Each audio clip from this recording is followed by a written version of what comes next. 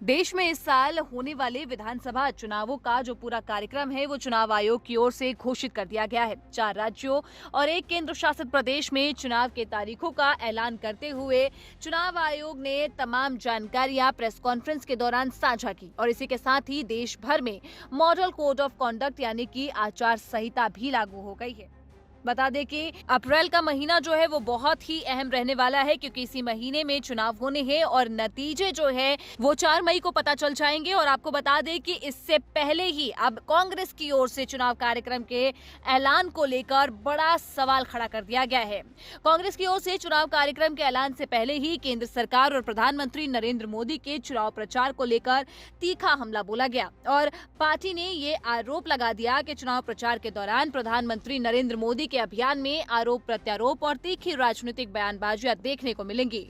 कांग्रेस का ये कहना है कि चुनाव प्रचार में गलत जानकारी और डर का माहौल बनाने की कोशिश की जाती है। बता दें कि कांग्रेस के महासचिव हैं जयराम रमेश, जिन्होंने तंज कसते हुए कहा कि इसे G20 से हरी झंडी मिल चुकी होगी, क्योंकि G1 ने उद्घाटन, रिबन काटने, झंडी दिखाने और नई योजनाओं की शुरुआत करने का अपना ये दौर पूरा कर लिया होगा। चुनाव आयोग की आचार संहिता जल्द ही लागू हो जाएगी, लेकिन 2014 के बाद से इसका मतलब मोदी की चुनाव प्रचार संहिता बन गया है, जो मानहानि, गाली गलौज, डराने धमकाने और डर फैलाने और झूठ का वायरस फैलाने से भी भरी होगी।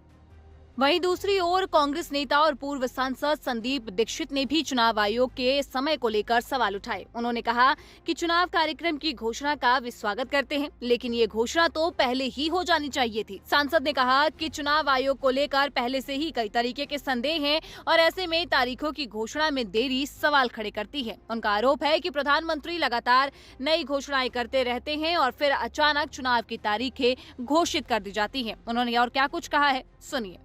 अच्छा, इसका स्वागत है। हम लोग तो बहुत दिनों से इंतजार कर रहे थे कि क्योंकि ये 4-5 राज्यों का आ गया था और वैसे तो मेरे हिसाब से तो थोड़ा पहले अनाउंसमेंट हो जानी चाहिए थी।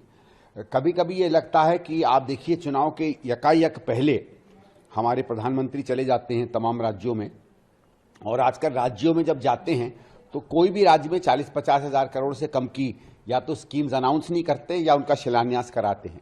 वो दूसरी बात है कि उसका बाद में क्या होता है पता नहीं चलता है।